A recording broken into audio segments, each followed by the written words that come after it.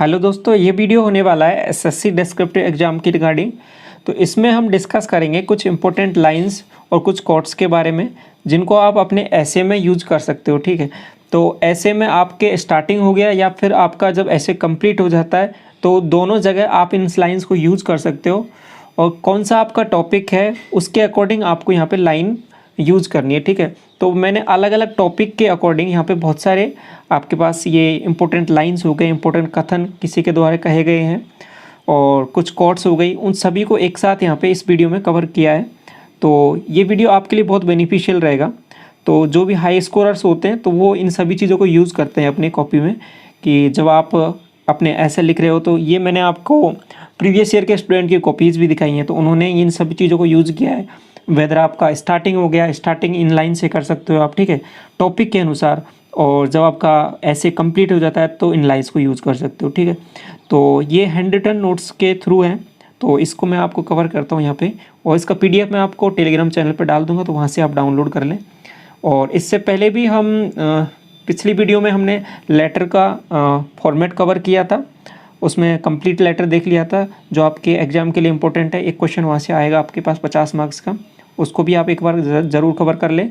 साथ में कुछ ऐसे के टॉपिक्स हम ऑलरेडी कर चुके हैं, तो यदि वो वीडियोज़ भी आपने नहीं देखी हैं तो एसएससी डिस्क्रिप्टिव प्लेलिस्ट है, तो वहाँ पे जाके आप चेक कर सकते हो। ठीक है, तो अभी यहाँ पे मैं कुछ इंपॉर्टेंट लाइन्स हैं, तो यहाँ पे बहुत सारी ये लाइन्स हैं, मैं कुछ आपको पढ़ के बता देता हूँ कि कैसे आपको इनको यूज़ करना है एग्ज़ाम में।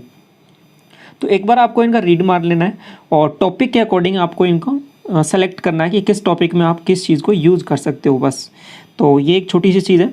तो सबसे पहले जैसे कि कुछ लाइंस आपको मैं बता देता हूँ, जैसे कि पॉइंट नंबर 3 देखिए कि ओलंपिक खेल में महत्वपूर्ण बात जीतना नहीं बल्कि उसमें भाग लेना है। तो जीवन में आवश्यक है विजय पाना नहीं अपितु अच्छी तरह जमकर संघर्ष करना है। तो यदि आपके पास कोई टॉपिक आ जाता है खेल से रिलेटेड, यदि ओलंपिक खेल से रिलेटेड आ गया या फिर नॉर्मल किसी खेल से रिलेटेड आ जाता है, तो वहाँ पे आप यूज़ कर सकते हो। कैसे कि खेलों में जीतना महत्वपूर्ण बात नहीं होता बल्कि उनमें महत्वपूर्ण बात होती है भाग लेना। ठीक है, तो इस तरीके से आपको इन चीज़ों को यूज़ करना है। तो किसी और टॉपिक से रिलेटेड है तो वहाँ पे उस टॉपिक में रिलेवेंट ये चीज़ आपको लगती है तो वहाँ पे उसको जोड़ के आप बना सकते हो। जैसे कि सूचना को समाज के विकास का मूल स्रोत कहा जाता है, ये आपके पास टॉपिक हो गया। तो इसके बाद में यदि आपके पास मीडिया पे आ जाता है तो मीडिया को समाज के विकास का मूल स्रोत कहा जा सकता है। ठीक है, तो इस तरीके से टेलीविज़न आ गया, टेलीविज़न हो गया, विज्ञान आ गया तो विज्ञान को समाज के विकास का मूल स्रोत कहा जा सकता है। तो इस प्रौद्योगिकी आ जाए आगे आपके पास, तो प्रौद्योगिकी को समाज के विकास का मूल स्रोत कहा जा सकता है। तो इस तरीके से आपको इन चीज़ों को यूज़ करना है अपनी ऐसे के टॉपिक में। आज का समाज सूचना का समाज कहा जाता है, आज का युग विज्ञान का युग कहा जाता है। तो इस तरीके से इन लाइंस को आपको यूज़ करना है। एक बार आपको इनको सभी को रीड कर लेना है, तो और किस हिसाब से यूज़ करना है वो आप 2-3 ऐसे आप खुद से लिखिए और उनको एक बार यूज़ करके देखिए कि कैसे आप इनको आप इसको अच्छे तरीके से यूज़ कर पाओगे। आज के युग को विज्ञापन का युग कहा जाए तो कोई अतिशयोक्ति नहीं होगी। नेक्स्ट देखिए, पर्वतीय या फिर प्राकृतिक संपदा से न केवल पर्वतीय क्षेत्रों प्रकृति का विकास होगा अपितु मानव जाति का चहुमुखी विकास होगा। तो कुछ नेचर से रिलेटेड कुछ टॉपिक आ जाए तो वहाँ पे आप इन चीज़ों को यूज़ कर सकते हो। नेक्स्ट जैसे कि पेड़ पौधों और मानव एक ही प्रकृति के दो विविध रूप हैं, इंपॉर्टेंट लाइन है। कुछ आपके पास एनवायरनमेंट से रिलेटेड कोई टॉपिक आ जाता है, पर्यावरण संरक्षण से रिलेटेड आ जाता है, तो वहाँ पे लिख सकते हो आप कि पेड़ पौधे और मानव प्रकृति के ही दो विविध रूप हैं। ठीक है, एक ही प्रकृति के दो विविध रूप हैं। मानव प्रकृति से जुड़ा हुआ है, ठीक है, मानव प्रकृति का एक अभिन्न अंग है। तो ये लाइंस आप इनमें यूज़ कर सकते हो। एक कॉपी आपकी अलग ही थोड़ी सी एवरेज स्टूडेंट से अलग अट्रैक्टिव लगेगी। ठीक है, ऑब्वियसली आपको मार्क्स वहाँ पे अच्छे मिलेंगे। तो इसके बाद में जैसे कि दहेज से रिलेटेड कोई टॉपिक आ जाता है, तो दहेज में जलती बेटियाँ बदलता परिवेश, तो ये इससे आप इस लाइन से स्टार्ट कर सकते हो। और कुछ स्वास्थ्य से रिलेटेड कुछ टॉपिक आ जाता है आपके पास, तो वहाँ पे यूज़ कर सकते हो। आपके स्वस्थ शरीर में स्वस्थ मस्तिष्क का निवास होता है। ठीक है, तो ये लाइन हो गई आपके पास। और इसके बाद में कुछ आज़ादी से रिलेटेड कोई टॉपिक आए तो पराधीन सपने सुख नाई, तो आपने सुना भी होगा, तो इस लाइन को भी आप यूज़ कर सकते हो।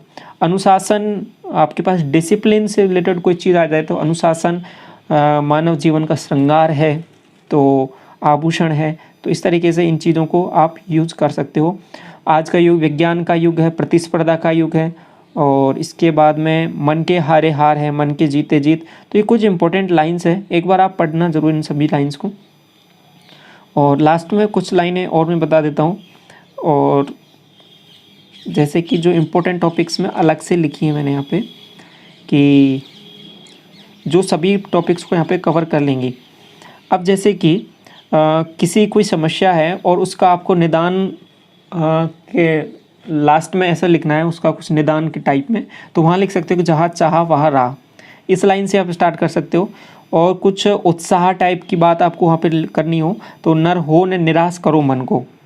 और इसके बाद में आपके पास जहाँ आपको किसी व्यक्ति विशेष की या फिर किसी कवि की तो ये विशेषता बतानी हो तो जहाँ ना पहुँचे रवि वहाँ पहुँचे कवि। और महिला सशक्तिकरण का कहीं टॉपिक आ जाए आपके पास एग्ज़ाम में, और महिला सशक्तिकरण की कहीं बात हो, महिलाओं की भागीदारी की बात हो, और महिलाओं की हिस्सेदारी की बात हो, तो वहाँ पे आप यूज़ कर सकते हो यत्र नारीस्तु पूजन्ते रमन्ते तत्र देवता। इंपॉर्टेंट लाइन है, अलग ही आपका जो आप भाव दिखाना चाहोगे वहाँ पे एक लाइन से वो कवर हो जाएगा, ठीक है। तो ऐसी जगह आप इन लाइन्स को यूज़ कर सकते हो। और इसके बाद में मनुष्य की इच्छा शक्ति के ऊपर कोई टॉपिक आ जाता है तो मनुष्य अपने विचारों की उपज मात्र है, वह जो सोचता है वह बन जाता है। तो ये लाइन आप वहाँ पे यूज़ कर सकते हो। स्पेसिफिक अपना जो पॉइंट है वो उसको यहाँ पे क्लियरली ये बता देगी। और इसके बाद में देखिए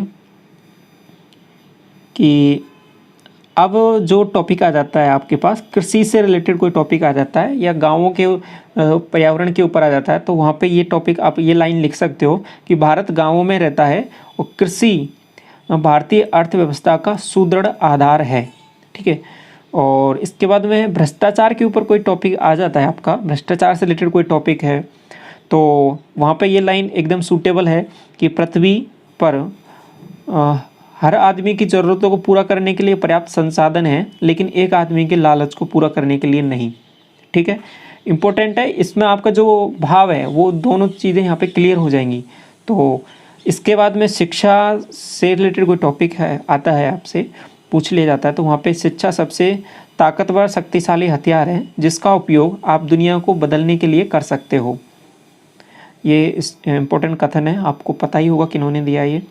और इसके बाद में ये लाइन देखो, आपके पास युवा शक्ति के ऊपर आ जाए और भावी जो पीढ़ी है उसके ऊपर आ जाए और शिक्षा के महत्व के ऊपर कुछ टॉपिक आ जाए, तो वहाँ पे आप ये लाइन लिख सकते हो, अगर हमें किसी देश का भविष्य जानना है तो वहाँ के विद्यालय में पढ़ रहे छात्रों से जान सकते हैं, वहाँ के विद्यालय में पढ़ रहे छात्रों से जान सकते हैं।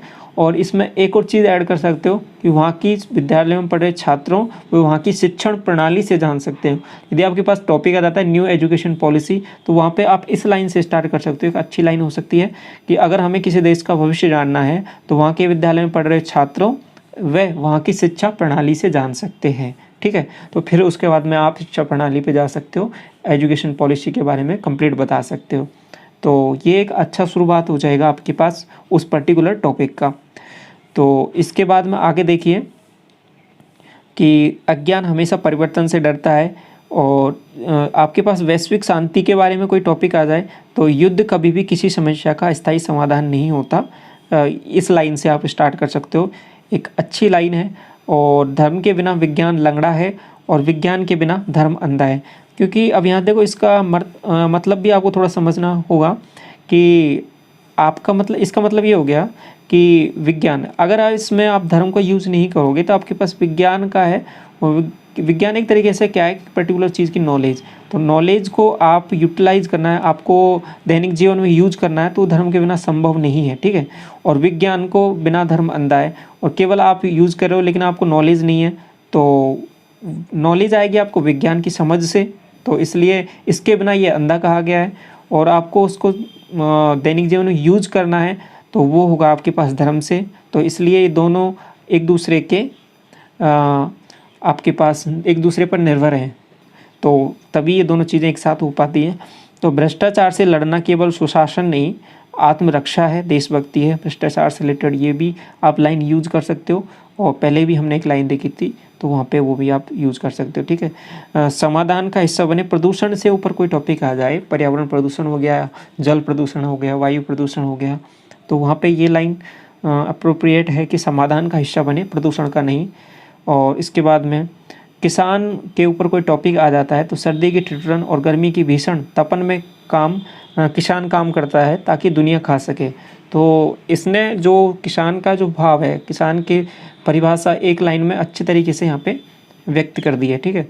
और मीडिया को लोकतंत्र का चौथा स्तंभ कहा जाता है, ये इंपॉर्टेंट लाइन है, आपको पता भी होगा और ये कई टॉपिकों में आपके पास यूज हो जाता है, ठीक है। तो इसको डायरेक्ट याद रखना है। अब ये जो अगला देखिए 71 जो ये लाइन है, ये इंपॉर्टेंट है, इसको थोड़ा सा एक बार ध्यान से समझना कि आपके पास जैसे कुछ परिवर्तन का टॉपिक आ जाए, जैसे कि आपको उसमें ऐसे लिखना है, कोई टॉपिक है, किसी समस्या का समाधान है, वो युवा शक्ति के आधार पर है या युवा शक्ति का उसमें योगदान है और युवा शक्ति के द्वारा ही उसमें बदलाव लाया जा सकता है, तो वहाँ पे ये लाइन अप्रोप्रिएट बैठती है और कंप्लीटली आपका पूरा मीनिंग वहाँ पे क्लियर हो जाता है। जैसे कि उठे राष्ट्र तेरे कंधों पर, बड़े प्रकृति के प्रांगण में, पृथ्वी को रख दिया उठाकर तूने नभ के आंगन में। तो इसमें जो युवा शक्ति है, भारत का जो युवा है, उसके बारे में बताया है कि उसमें क्या क्षमताएं हैं, वो चाहे तो कुछ भी कर सकता है, ठीक है।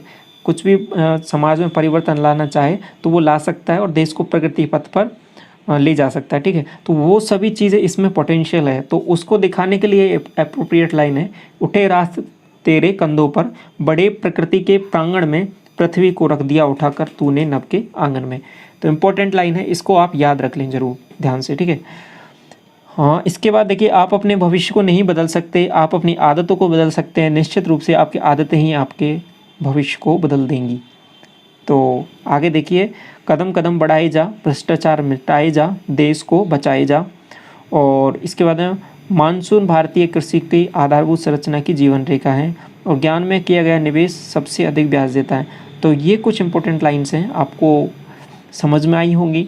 मैंने कोशिश किया यहाँ पे थोड़ा सा समझाने का, बाकी एक बार आप इनको पढ़िए, आपको इसमें समझ में आ जाएगा। ज़्यादा कुछ इसमें ऐसी बात नहीं है और आपको मेन चीज़ ये है, समझकर इसको ये देखना है कि कौन से टॉपिक में कौन सी लाइन आप यूज़ कर सकते हो, ठीक है, अप्रोप्रिएट लाइन। तो उसी हिसाब से इनको यूज़ करना है। पहले क्या करना है, पढ़ लेना है और इसके इन सभी को, फिर उसके बाद में स्टार्टिंग में या फिर एंड में आप इनको यूज़ कर सकते हो अपने ऐसे में। तो एक अच्छा शुरुआत हो जाएगा आपके पास। तो ऑब्वियसली आपकी एक एवरेज स्टूडेंट से कॉपी आपकी बेहतरीन लगेगी। तो इसमें ये था इस वीडियो में, तो इसमें हमने ये चीज़ें कवर की। पीडीएफ आपको टेलीग्राम चैनल पर मैं डाल दूंगा, वहाँ पे आप डाउनलोड कर लें और एक बार इसका रीडिंग जरूर कर लें। हैंड रिटन नोट्स हैं आई पर, इसमें आपको समझ में आ जाएगा, ठीक है, क्लियर लिखा हुआ है, ऐसा कोई इशू नहीं होगा इसमें। यदि फिर भी आपको कोई डाउट रहता है किसी भी लाइन में, किसी भी चीज़ में, तो आप पूछ सकते हो टेलीग्राम चैनल पर और वीडियो कमेंट सेक्शन में भी, ठीक है। तो इस वीडियो में यहीं तक रखते हैं, मिलते हैं किसी नेक्स्ट वीडियो में। Thank you so much.